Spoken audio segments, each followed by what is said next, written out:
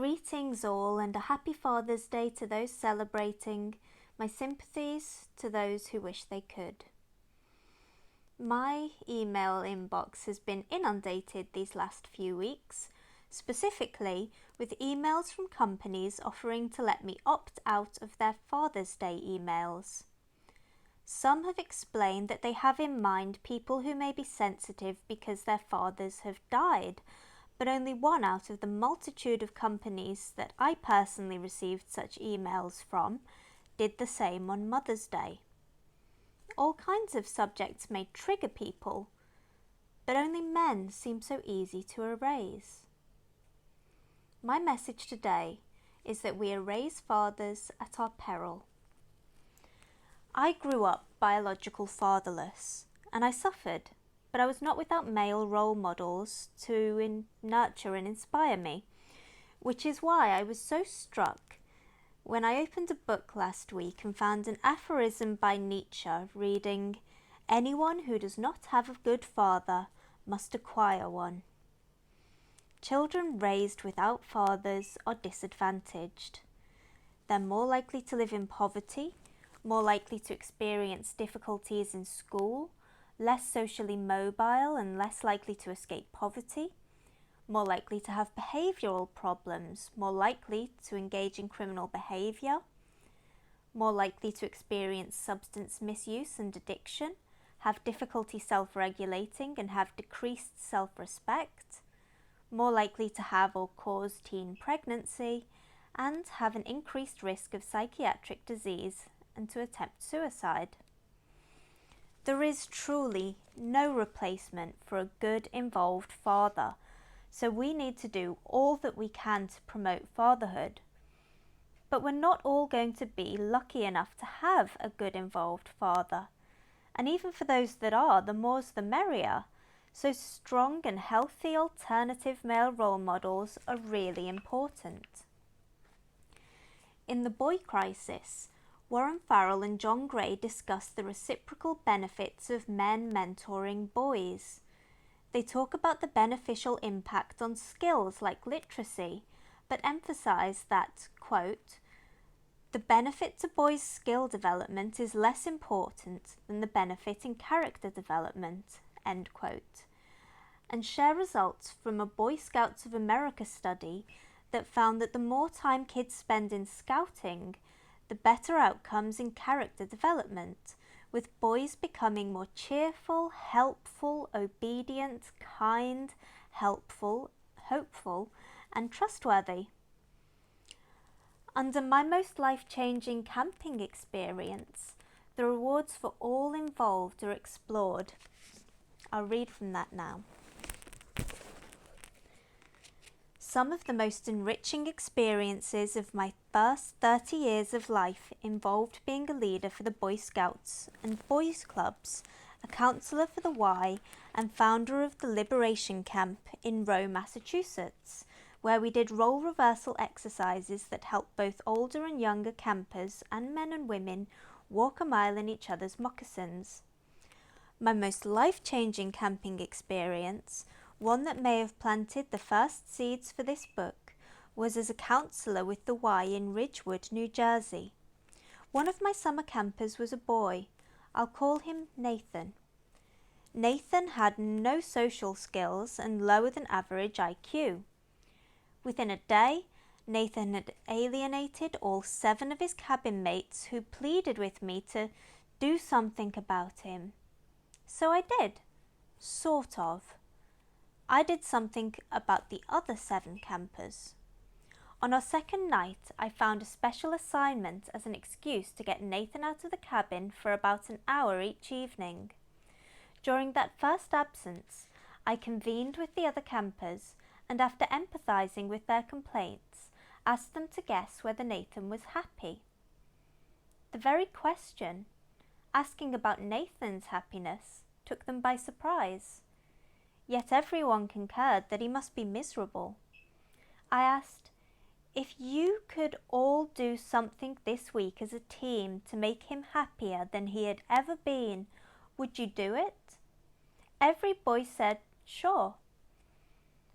Then I asked if they were willing to become a team in a mission to give Nathan positive feedback. The first problem was that no one could think of anything positive about which to give him feedback. I couldn't either. But I was the camp's riflery instructor, so I promised I would teach Nathan to be a good marksman if they would agree to display Nathan's best targets on the cabin wall and compliment him even if they had better targets that would not be posted. They loved the conspiracy mission. The next day, Nathan's first target was posted and the compliments began. By the following day, one of the boys reported Nathan's first smile. Another reported that he was being nicer, and yet another observed that he was walking with a bit more confidence. The boys were amazed and were competing to show what they had said that they felt might have contributed to the change. The boys were glowing with that mission accomplished feeling. I then asked, "Do you think Nathan has ever in his life been sought out by anyone for his advice?" One of the boys mocked, "You mean like, Nathan, how can I be a doofus?" After allowing a little outlet for their shadow side laughs, I asked them how they felt when someone asked them for advice. Then I requested that they visualize together how Nathan would respond to, say, they're asking Nathan to help them be better marksmen. One of the boys objected, "But we're all better than he is." Another volunteered, "That's not the point." Slowly they saw the possibilities. The next evening, the two boys who had asked Nathan for advice were noticing that Nathan was walking even more straight up rather than slouched, more confident than depressed and angry. One boy volunteered, "He actually taught me how to breathe as I was pulling the trigger, and it worked. It improved my score." Before we said goodnight, we plotted that the following morning one of the boys would show Nathan how to make a hospital corner with his bedsheet, and shortly after, another boy would ask Nathan to show him. By the end of the week, the esprit de corps in the cabin was palpable. The boys were saying how sharing a cabin with Nathan was the best thing that could have happened for them, not just for Nathan. At the end of camp, one of the boys' parents circled back to me as they were about to leave with their son. They said, "I don't know what's happened with John, but he's being so kind and thoughtful. What a joy! What's happened?" My response was a bit distracted by another couple who seemed to be crying as they approached me. They stuttered through their tears that they were Nathan's parents and clarified that their tears were tears of happiness. Nathan's never been happier. He's walking like he's confident and joyful, and he's talking with the kids like he really has friends. He's never had any friends. While that summer was a good experience for Nathan and the campers, it also could not have been a more life-enhancing experience for me, and that is the type of experience that is waiting for other men who take leadership roles in the Scouts, Y, Boys Club, Mankind Project, and Experience Corps. Men and women are more alike than they are different, but the subtle differences in approaches between them, as well as the archetypes that they represent, make both essential to raising healthy, rounded children. That's a truism that the general public seem to accept, as indicated by the common concern over the lack of male role models in children's lives. So, I expected, when I turned to my university library, to find reams of studies showing the positive impacts of having male role models on children. What I found was depressing. Study after study, like, "Are male role models really the solution?"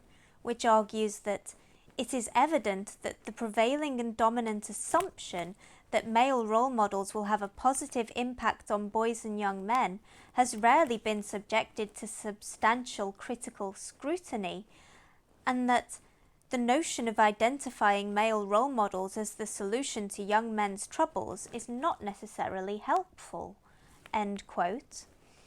And Build Me a Male Role Model, in which it is claimed that there is little to no evidence to suggest that boys' educational outcomes actually benefit from having a male teacher.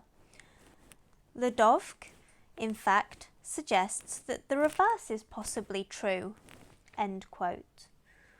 Or, my favourite, Beyond Male Role Models, wherein young men and support service staff participants reported valuing male role models, but were dismissed by the authors because, quote, there was a lack of clarity about what was meant by it, end quote.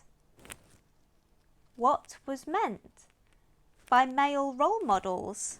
Really? Is that such a complex and ambiguous concept?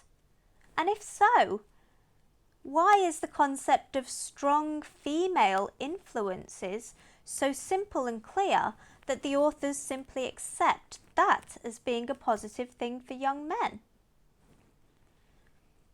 It's not clear to me that the nitpicky, overly critical and deliberately obtuse attitude that academia is taking to male role models is useful. Nobody has ever said that male role models are the solution to young men's troubles. Ludovc may have found that male teachers possibly promote poorer educational outcomes for boys, but why did the authors of Build Me a Male Role Model choose that one study to highlight? Why not highlight the proven connections between self-belief and attainment, and the fact that teachers, in some studies women teachers specifically, have been found to arbitrarily mark boys down? Why can academia simply not countenance the idea that men may be of some use? When I search female role models, I get pages and pages of studies like Female Role Models Protecting Women's Math Performance and Sexism, Dearth of Female Role Models, that found that the reality is that most female scientists in training struggle to find female role models to smooth their transition into an academic career. Or Positive Female Role Models Eliminate Negative Effects of Sexually Violent Media. The juxtaposition of the results from these searches are no accident. Common sense will tell you that there's something awry here. It just can't be that male role models are irrelevant and female role models are essential. We're all the same species. We live together and love together, share concerns and priorities and ways of life. This gynocentric, misandric, totally ideological bias in academia is a disgrace. I've quoted her before, and I'll quote Janice Fiamengo again. The universities are lost to us. They're lost to anyone who cares about children. I know from personal experience, I know from common sense, I know from the work of people like Warren Farrell and John Gray and Sonia Ladsley-Dads-Shalgeen that there are many noble and generous men out there ready to father their children and others, and that those men make the world of difference to children, families, communities and societies. And today, I want to salute all of you. Corporations, academia, haven't even mentioned left-wing media, may want to erase you. But the marks that you guys leave on so many hearts are in indelible ink. You matter. Thank you, and a happy Father's Day.